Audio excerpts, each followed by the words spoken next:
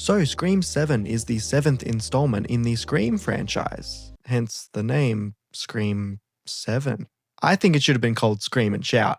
And scream and shout and let it out. The 7th chapter brings back Sidney Prescott, played by Neve Campbell, who wasn't in the last entry due to a pay dispute behind the scenes, which is fair enough to be honest. Anywho, this one features Ghostface coming after Sidney once again, but also her daughter, Tatum. Now there's a lot of controversy around this film, some believing it's the worst one. Actually, a lot of people are saying that, but also the franchise was already in a bit of a bad limelight after the completely unjustified firing of Melissa Barrera, who was the lead of Scream 5 and 6, as well as Jenna Ortega stepping away due to all of that. Honestly, it was a really tough time to be a Scream fan. But does Scream 7 make up for all of those struggles? Nope.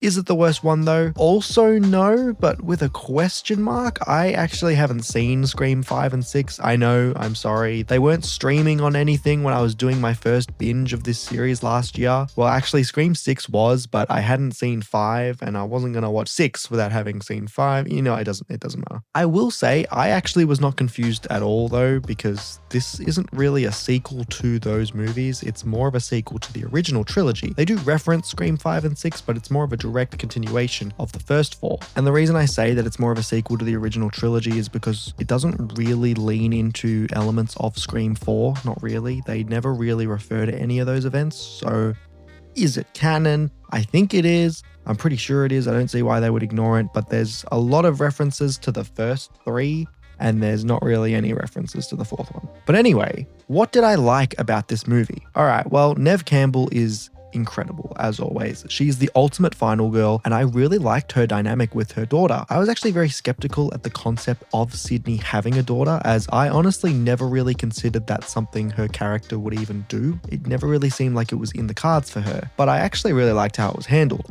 to an extent.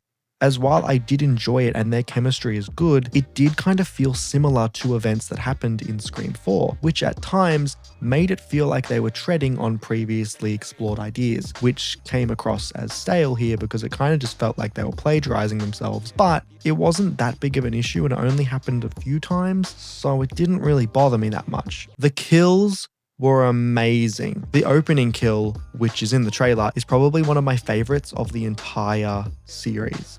Especially the way it ends. It feels so haunting, like this is personal for Ghostface, which it always is, but it felt like it was personal but in a different way. I can't really say how I felt about it without spoiling it. I will say it did not live up to that idea that I had. I thought that it was going to be a lot more personal in a different way. It wasn't what I expected, but we'll get into that later. Anyway, back to the kills. I really liked how graphic they were. I don't know why, but I've always felt like the Scream movies never really go all out with how brutal they can be. Now again, I haven't seen 5 and 6, so I don't know how far they go. But this one, it goes all out. There's one kill at Tatum's high school that really shocked me, and there's another one in a bar, which is just really graphic. I also really like Joel McHale. His character is really likable. Apparently his character was originally meant to be Patrick Dempsey's character from Scream 3, but I really don't think that would have worked. I don't think that Sidney would have ended up with him, and I kind of think it was the right idea to not have him be that character. But yeah, he's a welcome addition, and he's not even in it that much. He's kind of peppered throughout, but I really liked that I think my favorite part is that he wasn't useless. He was a useful character, but he also didn't overshadow any of the original characters. But yeah, in terms of positives, that's kind of it. All right, on to the negatives. Okay, so this movie, out of the 5 that I have seen, has the weakest Ghostface reveal ever. I'm not going to spoil anything about who Ghostface is in this. If there's multiple, if there's just one, maybe 5, I don't know. Well, I do know, but I'm not going to tell you. But I will say this.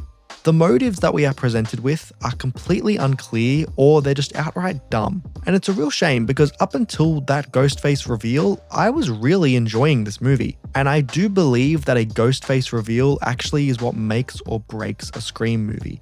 And I think this movie proves that. Because honestly, after Ghostface is revealed, I kind of checked out because the motive doesn't make any sense and it just didn't work for me at all. Okay, I have to talk about Stu. My mom and dad are gonna be... Matthew Lillard was confirmed to be in this movie, so it is not a spoiler that I am saying that Stu appears, but I'm not going to go into detail about how he appears.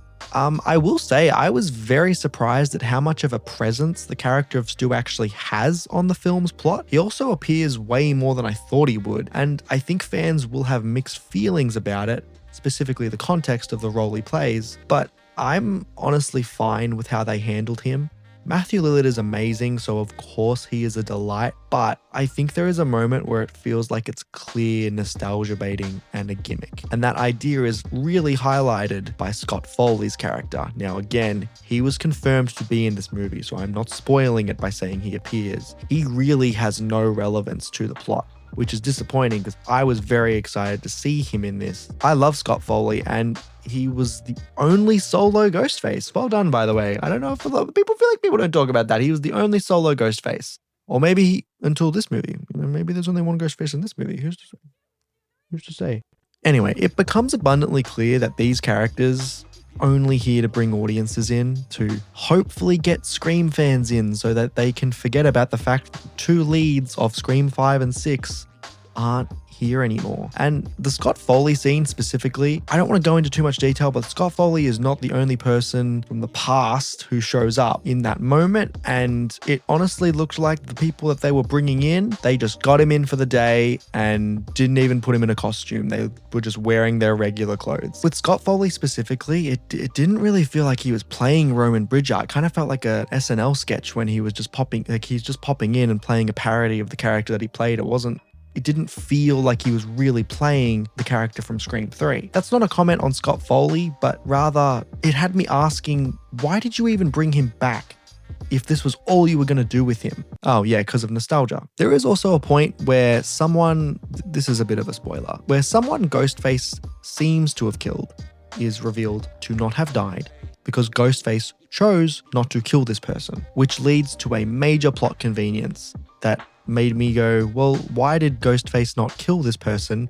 There was no reason for them not to have killed this person. And it just feels like plot armor, and it feels like it's because it says so in the script. It says it in the script, so this person doesn't die. And it's like, well, why? It's kind of out of character for this version of Ghostface to not kill this person. There was no reason why they didn't. Also, Gail is barely in this one. It kind of sucks a lot because I love Gail and she's good in it.